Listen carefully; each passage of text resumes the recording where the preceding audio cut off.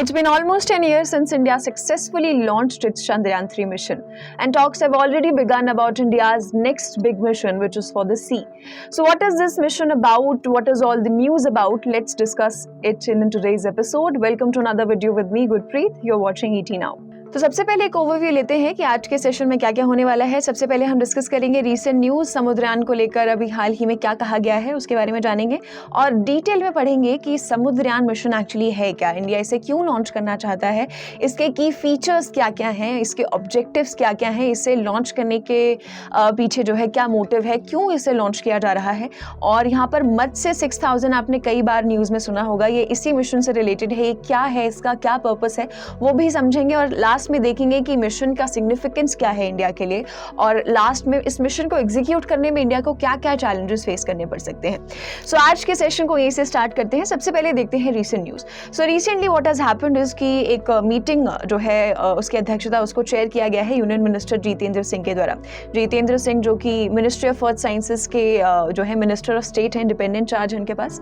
तो उन्होंने जो है भी एक मीटिंग चेयर की जिसमें उन्होंने कहा कि भारत जो है वो 6th कंट्री बनने जा रहा है जिसका खुद का एक डीप सी मिशन जो है होने वाला है। इससे पहले यानी कि 5 नेशंस आपके ऑलरेडी ऐसे हैं, 5 नेशंस आर ऑलरेडी देयर जो कि इस तरीके का डीप सी मिशन लॉन्च कर चुके हैं। अब इसमें आगे बढ़ने से पहले आपको ये पता होना चाहिए कि what is deep sea mission, है ना। नॉर्मली सी लेवल पर हम बोलते हैं सी लेवल पर ये है, सी लेवल पर ये है। एक होता है डीप सी। डीप सी एक टर्म होती है। डीप सी का क्या मतलब होता है, यानी कि जब आप समुद्र की गहराई में बहुत ज़्यादा जाते हैं, एक ऐसी डेप्थ आ जाती है समुद्र की गहराई में जब रोशनी बिल्कुल चली जाती है, light begins to dwindle. Approximately 200 से 300 मीटर की गहराई तक जो है ना, जब आप अंदर चले जाते हैं तो उससे आप कहते हैं डीप सी। तो ये डीप सी मिशन होने वाला है जिसमें 200-300 तो बहुत ही कम इसके हिसाब से है, बहुत ही ज़्यादा गहराई में समुद्रयान मिशन जो है वो जाने वाला है। सो भारत इस तरीके का छठा देश होने वाला है जो कि अपना खुद का एक डीप सी मिशन जो है वो लॉन्च करने वाला है। इसके अलावा अगर मैं बात करूँ तो बाकी के 5 नेशंस कौन से हैं, तो हो जाता है यूएसए अपना मिशन लॉन्च कर चुका है, रशिया लॉन्च कर चुका है, फ्रांस लॉन्च कर चुका है यहाँ पर। इसके अलावा बात करें तो चाइना भी लॉन्च कर चुका है ना। और इसके अलावा जापान भी जो है अपना ये 5 नेशंस ऐसे हैं जो अपने अपने sea missions, deep sea missions launch कर चुके हैं। और अब इसी रेस में जो है भारत भी शामिल होने वाला है और भारत छठा देश बन जाएगा जो कि अपना खुद का डीप सी मिशन लॉन्च करेगा। इसके अलावा बोला गया है, उन्होंने ये भी निर्देश दिए हैं, जितेंद्र सिंह जो हमारे यूनियन मिनिस्टर हैं उन्होंने ये भी निर्देश दिए हैं कि 2026 तक जो है इस मिशन के सारे ट्रायल्स जो है वो कंप्लीट हो जाए। अब आपको ये पता है कि डीप सी मिशन क्या है। बेसिकली हम लोग समुद्र की गहराई में जाने वाले हैं, है ना। अब हम देखते हैं कि समुद्रयान मिशन क्या है। वो समझने से पहले एक बेसिक चीज आपको ये पता होनी चाहिए। ये हम सबको पता है कि अर्थ में 70% जो पोर्शन है वो ओशन कॉन्स्टिट्यूट करते हैं और इसमें से भी जो है ना 95% हिस्सा जो है ओशंस का जो डीप सी आता है वो अनएक्सप्लोर्ड है, जिसे देखा ही नहीं गया है। पता ही नहीं है कि समुद्र की इतनी गहराई में क्या क्या है, क्या क्या रिसोर्सेज हो सकते हैं। और इंडिया की अगर हम बात करते हैं, अगर हम जोग्राफिकली इंडिया को देखें, इंडिया की जोग्राफिकल लोकेशन अगर आप देखें तो इंडिया 3 साइड से जो है समुद्र से घिरा हुआ है, इंडियन ओशन से घिरा हुआ है। तो यहाँ पर क्या है, इंडिया के लिए भी एक इंपॉर्टेंट चीज हो जाती है कि मिशन को जो सी है उसे एक्सप्लोर किया जाए। सो इसी पर्पस से जो है भारत ने जो है लॉन्च किया है समुद्रयान मिशन। ये समुद्रयान प्रोजेक्ट क्या हो जाता है, सबसे पहली बात, ये भारत का पहला इस तरीके का मिशन होने वाला है जिसमें डीप ओशन को एक्सप्लोर किया जाएगा और ये मैन्ड मिशन होने वाला है, यानी कि इस मिशन में लोग भी सवार होंगे। जो भी व्हीकल इस्तेमाल किया जाएगा उसमें लोग भी सवार होकर जाएंगे। मैन्ड मिशन है। यहाँ पर अगर मैं बात करूं तो 3 मरीन रिसर्चर्स फिलहाल कहे गए हैं कि 3 इंडियन मरीन रिसर्चर्स जो हैं, 3 इंडियन मरीन रिसर्चर्स इस मिशन के तहत जो है समुद्र की गहराई में जाएंगे। भाई डीप सी जाएंगे, लेकिन कितनी गहराई में जाएंगे तो मैं आपको बता दूं कि यहाँ पर 6000 मीटर्स की गहराई में जो है ना, 6000 मीटर्स की गहराई में यहाँ पर क्या है, ये इंडियन मरीन रिसर्चर्स जो हैं इस प्रोजेक्ट के तहत जाएंगे। इनके पास अपना एक स्वीट होगा, साइंटिफिक सेंसर्स का टूल्स होंगे एक्सप्लोर करने के लिए। तो 3 जो है ह्यूमन बींग्स हैं, 3 मरीन रिसर्चर्स डीप ओशन जाएंगे। इंडियन ओशन का रीजन जो है एक्सप्लोर किया जाएगा। वो भी मैं आपको बताऊंगी कि ये रिसर्च कहाँ की जाएगी। सो बेसिकली डीप ओशन में क्या क्या रिसोर्सेज अवेलेबल हैं, बहुत सारे बायोडाइवर्सिटी असेसमेंट्स भी किए जाएंगे। सो समुद्रयान प्रोजेक्ट बेसिकली क्या हो जाता है कि 6000 मीटर की गहराई, अप्रॉक्सीमेटली 6 किलोमीटर की गहराई में जो है हमारे 3 इंडियन मरीन रिसर्चर्स जाएंगे और नीचे समुद्र में क्या है उसको एक्सप्लोर किया जाएगा। एक आइडिया देने के लिए कि 6000 मीटर कितना गहरा है, मैं आपको बता दूं, टाइटैनिक की स्टोरी तो सबने सुनी है, राइट? तो ये एक बहुत ही इंटरेस्टिंग फैक्ट है यहाँ पे इस मिशन से रिलेटेड। तो टाइटैनिक, सबको पता है कि भाई टाइटैनिक जहाज जो है वो डूबा था, मूवी भी सब लोगों ने शायद देखी होगी। सो टाइटैनिक जहाज जो आपका अटलांटिक ओशन में डूबा था, है ना, तो उसका जो रेक पड़ा हुआ है, जो भी उसका मलबा पड़ा हुआ है अगर बात की जाए, तो उसका मलबा जो है अप्रोक्सीमेटली 4000 मीटर्स की गहराई पर जो है पड़ा हुआ है, राइट? इससे भी गहराई पर, यानी 6000, इससे भी और नीचे हम लोग 6000 मीटर की गहराई पर जाने वाले हैं। टाइटैनिक का रेक जहां पड़ा हुआ है उससे भी गहराई में हमारा मिशन है कि हम अपने मरीन रिसर्चर्स को भेजें एक सेफ व्हीकल में और रिसोर्सेज को, चीज़ों को वहाँ पर एक्सप्लोर किया जाए। तो अपने आप में ये बहुत बड़ा मिशन हो जाता है और इंडिया का ये इस तरीके का पहला खुद का प्रोजेक्ट है, इस तरीके का इस बड़े लेवल पर जो किया जा रहा है, इतने बड़े खर्च के साथ जो किया जा रहा है, तो ये बहुत बड़ा प्रोजेक्ट अपने आप में हो जाता है। इस मिशन को अप्रूव किया गया था साल 2021 में, 2021 में इस मिशन को अप्रूव किया था और नोडल मिनिस्ट्री हो जाती है मिनिस्ट्री ऑफ अर्थ साइंसेज। भूविज्ञान मंत्रालय है जो कि इस मिशन की देखरेख कर रहा है ना। सो जितेंद्र सिंह जो मिनिस्टर हैं, रिस्पॉन्सिबल है मिनिस्ट्री के लिए, उन्हीं की देखरेख में सब चीज़ें ये हो रही हैं। सो ये समुद्रयान प्रोजेक्ट बेसिकली क्या हो जाता है कि 6000 मीटर की गहराई में 3 इंडियन मरीन रिसर्चर्स जाएंगे। अब साथ साथ में बात करते हैं इसके मिशन के कुछ की फीचर्स के बारे में। मिशन के की फीचर्स पर अगर हम आते हैं तो सबसे पहले बात करते हैं कि भाई इसके लिए एलोकेशन कितना है। तो मैं आपको बता दूं, एलोकेशन से यहाँ पर मतलब है कि कहाँ पर जो है ये रिसर्च की जाएगी। तो जैसे कि आप यहाँ पर मैप में देख रहे हैं, यहाँ पर मैं हाईलाइट अगर करूँ तो ये है इंडिया का मैप है, ये है ना, यहाँ पर है ये इंडिया, सॉरी ये पूरा वर्ल्ड मैप है और यहाँ पर है इंडिया और यहाँ पर जो है ये है इंडियन ओशन। तो यहाँ पर क्या है, इंडियन ओशन में जो है ये रिसर्च कंडक्ट की जाएगी और इसके लिए कितना एरिया दिया गया है, 75,000 स्क्वायर किलोमीटर्स का एरिया जो है ISA ने, इंटरनेशनल सी बेड अथॉरिटी ने इंडिया को एलोकेट किया है कि यहाँ पर जो है आप अपनी रिसर्च, अपना एक्सप्लोरेशन कर सकते हैं। यहाँ पर मैं आपको बता दूं कि ISA से, भाई इंडियन ओशन तो हमारा है ना, तो हमें परमिशन की क्या जरूरत है। तो मैं आपको बता दूं कि ISA जो है ना, ये एक इंडिपेंडेंट अथॉरिटी है, कई नेशन से मिलकर बनी है, तो इंडिया भी इसका एक एक्टिव मेंबर रहा है, तो यहीं से परमिशन मिलती है और इसी ने क्या है, इंडिया को 75,000 स्क्वायर किलोमीटर का जो साइट है सेंट्रल इंडियन ओशन बेसिन में, वो क्या है, एलोकेट किया है, जहां पर ये सारा एक्सप्लोरेशन जो है वो किया जाएगा। इसके अलावा अगर बात की जाए कि भाई कॉस्ट कितनी है, कितने कॉस्ट पर इंडिया ये बजट तैयार कर रहा है, तो मैं आपको बता दूं कि फिलहाल जो कॉस्ट बोली गई है वो बोली गई है 4077 करोड़ रुपीस की कॉस्ट बोली गई है कि 5 साल के लिए ये मिशन जो है आपका, इसमें जो भी चीजें डेवलप की जाएंगी 5 साल के पीरियड के लिए ये इतने कॉस्ट पर होंगी और इसे मिनिस्ट्री ऑफ अर्थ साइंसेज देखेगा। सो ये डीप ओशन मिशन जो है वो इंडियन गवर्नमेंट ने अप्रूव किया था, 2021 से लॉन्च हो चुका है और इतने कॉस्ट पर जो है इसे लॉन्च किया गया है। और एलोकेशन की बात करें कि भाई कितनी बड़ी साइट होने वाली है जिसे हम एक्सप्लोर करेंगे, तो इतना एरिया जो है इसमें जो है एक्सप्लोरेशन की जाएगी। तो अब एक बार बात करते हैं ऑब्जेक्टिव्स के ऊपर कि इस मिशन के ऑब्जेक्टिव्स क्या हैं। एक्सप्लोर तो हम करना चाहते हैं, ठीक है, लेकिन क्या एक्सप्लोर करना चाहते हैं ओशन में, इसके बारे में एक बार जानते हैं। तो सबसे पहले ऑब्जेक्टिव्स में अगर बात की जाए तो देखो, समुद्र की गहराई में जो है ना, कुछ ऐसी चीजें, रेयर ऐसी अर्थ मेटल्स मिल सकते हैं जो कि इंडिया के लिए बहुत सिग्निफिकेंट प्रूव हो सकते हैं। कुछ ऐसी चीजें जैसे कि polymetallic nodules, gas hydrates, hydrothermal sulphides, cobalt crusts, इन सब चीजों को, ये सारे आपके ऐसे मिनरल्स हैं, ये आपकी ऐसी चीजें हैं जिनको एक्सप्लोर किया जाएगा, देखा जाएगा कि समुद्र की गहराई में ये चीजें हैं कि नहीं, इनकी माइनिंग भी की जाएगी, है ना, इनको एक्सट्रैक्ट करने की भी कोशिश की जाएगी। तो मैं आपको बता दूं कि फिलहाल जो मिशन के ऑब्जेक्टिव सामने आए हैं, जो गवर्नमेंट के थ्रू जो डेटा रिलीज किया गया है, उसमें कहा गया है कि मिशन के तहत भाई डीप सी को एक्सप्लोर भी किया जाएगा, प्लस यहाँ पर जो है एक्सट्रैक्शन भी किया जाएगा। लेट्स से जो भी अभी हमने मिनरल्स देखे है ना, पॉलीमेटालिक नोड्यूल्स मिल जाते हैं, कोबाल्ट क्रस्ट्स अगर मिलते हैं, तो इनको एक्सट्रैक्ट भी किया जाएगा मिशन के तहत, तभी मिशन जो है हमारा सक्सेसफुल कहलाया जाएगा।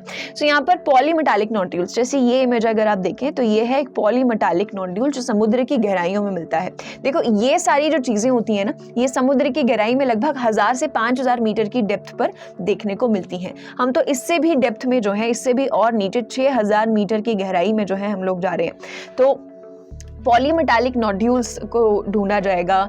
कोबाल्ट क्रस्ट, जैसे यहाँ पर अगर आप देखें तो कोबाल्ट क्रस्ट ये रहा, ये कोबाल्ट क्रस्ट है, तो इन सब चीज़ों को एक्सप्लोर किया जाएगा, है ना। इन सब में क्या है, इन सब नोड्यूल्स में मैंगनीज, निकल, कोबाल्ट, कॉपर, ये सब चीज़ें जो हैं आपको मिलेंगी, ये सारे कंपोनेंट्स देखने को मिलेंगे, जो कि क्या है अल्टीमेटली कहाँ यूज़ होते हैं, आपके इलेक्ट्रॉनिक डिवाइसेस में यूज़ हो सकते हैं, आपके सोलर पैनल्स को बनाने के लिए, मोबाइल फोन्स को बनाने के लिए इस्तेमाल किए जा सकते हैं। तो अनडाउटेडली लेट्स जस्ट से कि ये ऑब्जेक्टिव्स अगर हमारे मीट हो जाते हैं तो हमारे पास एक, मैं बोलूँगी कि बड़ा भंडार हो जाएगा हमारे पास रिसोर्सेज का, जिससे हम लोग इलेक्ट्रॉनिक सेक्टर में और ऊपर निकल कर आ सकते हैं। इसके अलावा बोला गया है जो पॉलीमेटालिक नोड्यूल्स हैं, बोला गया है, ऐसे स्टडीज में पाया गया है कि जो हमारा इंडियन ओशन रीजन है उसमें लगभग 380 मिलियन टन्स का पॉलीमेटालिक नोड्यूल्स जो है वो मौजूद है। अब सोचो कि अगर ये जो स्टडीज में जो पाया गया है अगर सच में इतना भी है, अप्रॉक्सीमेटली इसके आसपास भी अगर इतना टन्स ऑफ पॉलीमेटालिक नोड्यूल मौजूद है, तो ये इंडिया के इलेक्ट्रॉनिक सेक्टर को बहुत ही भयंकर तरीके से हेल्प कर सकता है वुड से। अब वापस एक बार की फीचर्स पर आते हैं। हमने देखा कि 75,000 स्क्वायर किलोमीटर का एरिया जो है वो क्या है, एलोकेट किया गया है इंडिया को ISA के through.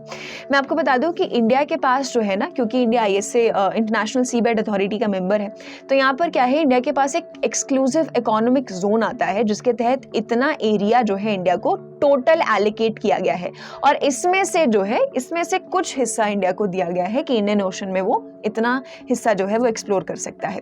Exclusive economic zone basically क्या होता है कि किसी कंट्री को अधिकार दिया जाता है कि आप इन मरीन रिसोर्सेज का इस्तेमाल कर सकते हैं, आप इनको एक्सप्लोर कर सकते हैं। सो इंडिया के पास इतना एक्सक्लूसिव इकोनॉमिक जोन आता है जिसमें से 75,000 किलोमीटर स्क्वायर का एरिया जो है वो एक्सप्लोर करने जा रहा है, जिसमें पॉलीमेटालिक नोड्यूल्स जो है इंडिया को मिल सकते हैं, जिसमें स्टडीज में कहा गया है कि 380 मिलियन टन्स मौजूद है। और इंटरेस्टिंग सबसे बात यहाँ पर क्या है कि इतना टन्स ऑफ पॉलीमेटालिक नोड्यूल्स जो है वो मौजूद है, अगर इसमें से हम 10% भी अगर हम रिकवरी कर लेते हैं, 10% भी अगर इसमें से हम एक्सट्रैक्ट करने में सफल रहते हैं, तो इंडिया की जो एनर्जी रिक्वायरमेंट है आने वाले 100 सालों के लिए वो पूरी हो जाएगी। तो अपने आप में ये बहुत बड़ा एस्टॉनिशिंग फैक्ट है और अपने आप में बहुत बड़ा मिशन हो जाता है कि अगर ये मिशन सक्सेसफुल रहता है, अगर हम ये नोड्यूल्स जैसा क्लेम किया जाता है, जैसा स्टडीज में पाया गया है कि समुद्र की गहराई में मौजूद है, अगर हम ये एक्सट्रैक्ट कर पाते हैं तो आने वाले 100 सालों में इंडिया की जो एनर्जी रिक्वायरमेंट है वो पूरी हो सकती है। ये मिनिस्ट्री का डेटा कोट करता है। सो फिलहाल के लिए की फीचर्स में जो है ये हमें समझ आया है कि भाई पॉलीमेटालिक नोड्यूल्स, इस तरीके के मिनरल्स जो हैं डीप सी में मौजूद हैं, जो इंडिया के लिए बड़े रिसोर्सेस साबित हो सकते हैं और इंडिया को आगे आने वाले अलग अलग सेक्टर्स में बहुत हेल्प कर सकते हैं। अब इसके आगे चलते हैं। अब इतना हमने जान लिया है कि मिशन के की फीचर्स क्या हैं, मिशन के ऑब्जेक्टिव्स क्या क्या हैं। अब मिशन को लॉन्च कब किया जाएगा, मैं आपको पहले ये बता दूं कि मिशन की जो लॉन्च डेट है वो रिसेंटली जो पहले थे किरण रिजिजू, अर्थ साइंसेज मिनिस्टर, अब पार्लियामेंट्री अफेयर्स मिनिस्टर हो गए हैं इलेक्शंस के बाद, तो उस टाइम इन्होंने कहा था रिसेंटली मार्च के आसपास की 2025 के एंड तक जो है ये मिशन लॉन्च किया जाएगा। लेकिन कुछ डेटा ऐसा है जो कहता है कि 2026 में भी इसे लॉन्च किया जा सकता है। तो 2025 या 26 के आसपास की जो है लॉन्च डेट फिलहाल के लिए देखी जा रही है कि इस मिशन को लॉन्च किया जाएगा। फिलहाल मिशन के ट्रायल्स ही चल रहे हैं। तो अब मिशन लॉन्च किया जाएगा, गहराई में जाया जाएगा, इसके लिए चाहिए भाई एक बहुत ही अच्छा व्हीकल चाहिए, एक बहुत ही अच्छी सबमरीन चाहिए, है ना, जो बिल्कुल सेफ हो, क्योंकि कई जगह हमने केसेस सुने हैं, रिसेंटली भी केस हुआ था। तो ऐसे में क्या है, एक सेफ व्हीकल चाहिए जिससे ये रिसर्च हम लोग अपनी सक्सेसफुली कंडक्ट कर सकें। हमें एक बहुत ही अच्छा मॉडल चाहिए, हमें बहुत ही अच्छा इंफ्रास्ट्रक्चर चाहिए, टेक्नोलॉजी चाहिए इस मिशन को एग्जीक्यूट करने के लिए। तो यहाँ पर आ जाता है मत्स्य 6000, जिसे मत्स्ययान 6000 भी कहा गया है। 6000 बेसिकली क्यों है, क्योंकि 6000 मीटर की गहराई में जाया जाएगा। और मत्स्य बेसिकली इंग्लिश में फिश कहा जाता है, मत्स्य एक संस्कृत वर्ड है, संस्कृत से लिया गया है, तो मत्स्य 6000 या मत्स्ययान 6000 भी बोला जा सकता है। इसी व्हीकल में, जो पीछे आपको इमेज में भी नजर आ रही है, इसी व्हीकल में सवार होकर जो है हमारे 3 इंडियन मरीन रिसर्चर्स जो हैं वो जाएंगे समुद्र की गहराई में और आगे जो है मिशन को कंडक्ट करेंगे। सो इस व्हीकल की अगर बात की जाए तो ये आपका एक डीप सी व्हीकल है जिसे समुद्रयान प्रोजेक्ट के तहत ही जो है डेवलप किया जा रहा है। इसकी बात की जाए तो ये इसरो के द्वारा इसे भी बनाया जा रहा है और यहाँ पर सबसे बड़ा कोलैबोरेशन जो है वो न्यूयॉर्क का देखने को मिलता है, national institute of ocean technology. इसके द्वारा जो है ये सबमर्सिबल व्हीकल जो है वो बनाया जा रहा है।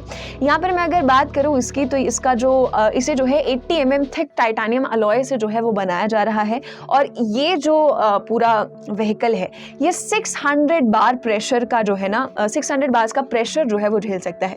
देखो जैसे ही समुद्र की गहराई में जाते जाते हैं, जैसे ही डेप्थ्स में जाएंगे वैसे ही एटमॉस्फेरिक प्रेशर जो है वो बहुत ज़्यादा होता है। ऐसे में क्या होता है कि इन व्हीकल्स के ब्लास्ट होने का चांस बहुत हाई हो जाता है ना। तो ऐसे में एक रिजिलियंट व्हीकल होना बहुत ज़रूरी है कि जो बहुत ज़्यादा हैवी प्रेशर को भी विथस्टैंड कर सके, राइट। तो 600 बार्स का प्रेशर जो है ये झेल सकता है, ऐसा कहा गया है और इसी के पर्सपेक्टिव से इसे बनाया जा रहा है।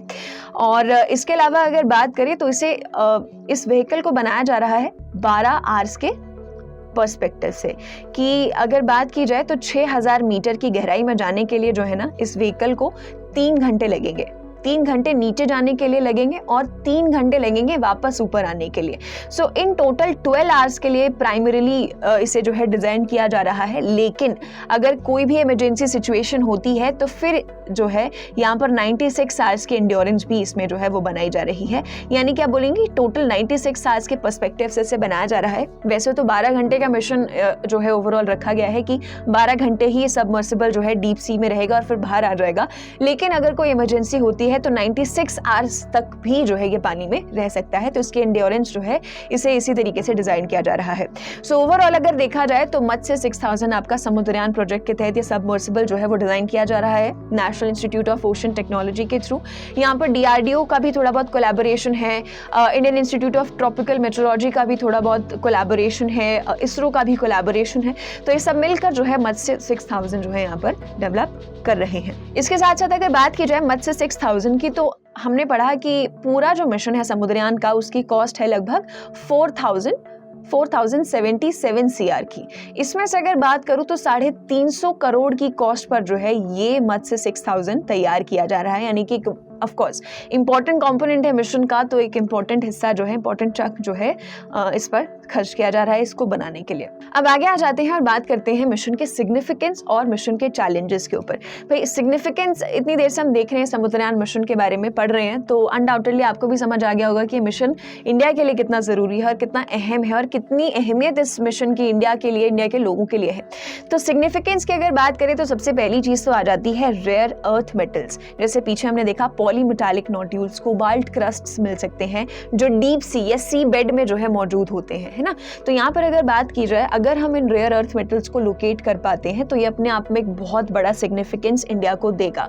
ये रेयर मेटल्स जो है बहुत ही एक्सपेंसिव होते हैं, बहुत महंगे होते हैं, ठीक है। तो एक तो भाई इकोनॉमिक पर्सपेक्टिव से भी इंडिया को हेल्प करेगा, इतने महंगे हैं। और इंडिया को अगर जो है ये वास्टनेस में मिल जाते हैं, तो अगर इंडिया कभी एक्सपोर्ट भी करना चाहे या दूसरे नेशंस को भी लेंड करना चाहे, या दूसरे नेशंस भी अगर इंडिया को एक उस पर्सपेक्टिव से देखें कि हाँ ये लेंड कर सकता है नेशन रेयर अर्थ मेटल्स को, तो इंडिया के लिए इकोनॉमिक पर्सपेक्टिव से भी काफ़ी स्ट्रॉन्गर बनकर निकलता है। दूसरा जो है भाई ये हमारे लिए एक वास्ट रिसोर्स जो है वो खड़ा कर सकता है हमारे इलेक्ट्रॉनिक सेक्टर के लिए, क्योंकि मैंने पहले भी कहा कि इलेक्ट्रॉनिक सेक्टर में बहुत हेल्प करेगा। मोबाइल फोन्स में ये पॉलीमेटालिक नोड्यूल्स है, ये कोबाल्ट क्रस्ट जो हैं, इनका इस्तेमाल किया जाता है। तो अगर ये रेयर अर्थ मेटल्स लोकेट करने में हम सफल होते हैं तो इनकी बहुत अहमियत हो जाएगी। इसके अलावा बात करें तो नए सोर्सेज भी डिस्कवर किए जा सकते हैं। भाई बीच में हमने पढ़ा था कि 95% of the deep sea is still unexplored and unutilised, which means कि बहुत सारी चीजें हो सकती हैं समुद्र की गहराई में जो अभी तक देखी ही नहीं है, किसी ने डिस्कवर ही नहीं की है। हो सकता है मेडिकल ड्रग्स बनाने के लिए कोई नया सोर्स मिल जाए, फूड के लिए कोई नया सोर्स मिल जाए, तो नए नए सोर्सेज यहाँ पर डिस्कवर होने के चांसेस बहुत ज्यादा हो जाते हैं, तो अनडाउटेडली सिग्निफिकेंस भी बढ़ जाती है। उसके अलावा टेक्नोलॉजिकल एडवांसमेंट का सिग्निफिकेंस इस मिशन के थ्रू जो है वो देखने को मिलता है। यहाँ पर बात करें तो मत्स्य 6000 अपने आप में एक बहुत बड़ी टेक्नोलॉजिकल एडवांसमेंट है इंडिया के पर्सपेक्टिव से अगर हम देखें, क्योंकि इंडिया का ये पहला इस तरीके का मिशन है। तो इंडिया के लिए इतनी बड़ी टेक्नोलॉजी खुद से जो है इंडिजिनियसली डेवलप करना एक बहुत बड़ी बात है। अनडाउटेडली ये किस तरफ दर्शाता है कि टेक्नोलॉजी में एडवांस हम लोग कर रहे हैं, तो इसकी भी एक सिग्निफिकेंस बन जाती है। उसके बाद है ग्लोबल इन्फ्लुएंस। देखो हमने पढ़ा था कि 5 नेशंस हैं जो डीप सी मिशन जो है वो लॉन्च कर चुके हैं और वो काफ़ी डेवलप्ड कंट्रीज हैं। इंडिया की अगर हम ऑन द अदर हैंड बात करें तो एक डेवलपिंग कंट्री हो जाता है।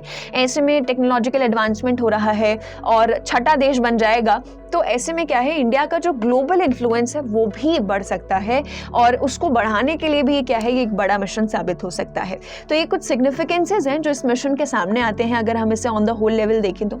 इसके अलावा अगर हम चैलेंजेस की बात करते हैं, देखो इस मिशन को एग्जीक्यूट करना ईजी तो बिल्कुल भी नहीं है ना, क्योंकि हम कई केसेस सुन चुके हैं और ये तो एक बहुत ही बेसिक फैक्ट है कि समुद्र में प्रेशर बहुत ज़्यादा होता है। जैसे ही आप डीप सी जाते हैं तो इंसिडेंट्स के चांसेस बढ़ जाते हैं। तो ऐसे में चैलेंजेस ऑफ कोर्स रहेंगे ही रहेंगे। सबसे बड़ा चैलेंज है एक्सट्रीम एनवायरमेंटल चैलेंजेस। जैसे ही आप गहराई में जाएंगे, हर बार मैं बोल रही हूँ कि प्रेशर जो है बहुत ज़्यादा होता है। इसके अलावा लो लाइट हो जाएगी, भाई लो लाइट का डार्कनेस आप बोल सकते हैं कि अंधेरा बिल्कुल जो है हो जाएगा। इसके अलावा लो टेम्परेचर हो जाएगा, तापमान बिल्कुल जो है बहुत ठंडा पानी होता है, जैसे जैसे नीचे आप जाएंगे टेम्परेचर बिल्कुल लो हो जाएगा। तो ये बहुत सारे एनवायरमेंटल चैलेंजेस हैं जिनसे जो मरीन रिसर्चर्स हैं, because it's a manned mission at the end, है ना, तो उनको भी जो है उभर कर निकलना होगा और जो मत्स्य 6000 है उसे भी इस तरीके से बनाना होगा कि इन सारे एनवायरमेंटल चैलेंजेस को विथस्टैंड कर सके ताकि मिशन सक्सेसफुल हो सके। उसके अलावा बात करें तो कम्युनिकेशन का एक चैलेंज हो जाता है। जैसे ही समुद्र की गहराई में जाएंगे, डेप्थ कॉन्स्ट्रेंट्स साफ दिखने लग जाएंगे। कम्युनिकेशन, भाई कोई कम्युनिकेशन का साधन नहीं बचेगा। डेटा ट्रांसमिशन की वही बात करें तो डेटा ट्रांसमिशन भी एक बहुत बड़ा चैलेंज है। जैसे अगर हम स्पेस मिशंस की बात करते हैं तो अब उसमें इतनी डेवलपमेंट आ चुकी है कि डेटा ट्रांसमिशन भी हो सकता है, लेकिन वहीं अगर हम समुद्र की गहराई में जा रहे हैं तो ये अभी भी एक बहुत बड़ा चैलेंज है, कम्युनिकेट करना और डेटा ट्रांसमिट करना। तो ये एक सिग्निफिकेंट चैलेंज हो जाता है। उसके अलावा लैंडिंग का बहुत बड़ा चैलेंज है। समुद्र की गहराई में हम लोग जा रहे हैं, डीप सी जा रहे हैं, सी बेड तक हम लोग पहुंचना चाहते हैं। सी बेड तक अगर हम पहुंचते हैं, सी बेड यानी कि जो बिल्कुल समुद्र का जो बिल्कुल आखिरी हिस्सा है, जो बिल्कुल ज़मीन आ जाएगी, जो लैंड आ जाएगा समुद्र का, वहाँ की बात हो रही है। तो वहाँ पर व्हीकल को लैंड करना है, क्योंकि वो एरिया जो है बहुत सॉफ्ट होता है, बहुत मिट्टी वाला होता है, बहुत मडी होता है, तो वहाँ पर इसको लैंड करना, इस व्हीकल को एक बहुत बड़ा चैलेंज जो है वो पोजेस करेगा अपने आप में। और इसके अलावा हमने पढ़ा कि मिशन का एक और एम है कि वहाँ से हमें मिनरल्स को भी एक्सट्रैक्ट करना है, राइट। तो वहाँ पर मिनरल्स को एक्सट्रैक्ट करना भी, वहाँ पर माइनिंग करना भी एक बहुत बड़ा चैलेंज हो जाएगा, जो कि जो है देखने लायक होगा कि कैसे जो है इस मिशन को एग्जीक्यूट किया जाता है। सो ये थे कुछ सिग्निफिकेंस और चैलेंजेस। ये था पूरा समुद्रयान मिशन, जितना डेटा भी अवेलेबल है। आगे हो सकता है आने वाले ईयर्स में और इन्फॉर्मेशन हमें देखने को मिले। फिलहाल समुद्र मिशन की चर्चा आए दिन हमें देखने को मिलती रहती है। आई होप आपको भी समझ आया होगा कि समुद्रयान मिशन क्या है, क्यों इसे लॉन्च किया जा रहा है और ये इंडिया के लिए इतना इंपॉर्टेंट क्यों है। आपके पर्सपेक्टिव से समुद्रयान मिशन जब सक्सेसफुल होगा तो क्या ये इंडिया को ग्लोबल लीडर के तौर पर पोजीशन करने में हेल्प करेगा कि नहीं? आपका इस मिशन को लेकर क्या पर्सपेक्टिव है, क्या ओपिनियन है, हमारे साथ कमेंट सेक्शन में जरूर शेयर करें। मिलेंगे अगले सेशन में, तब तक take care, bye bye. If you like this video, then like, share and subscribe to ET Now.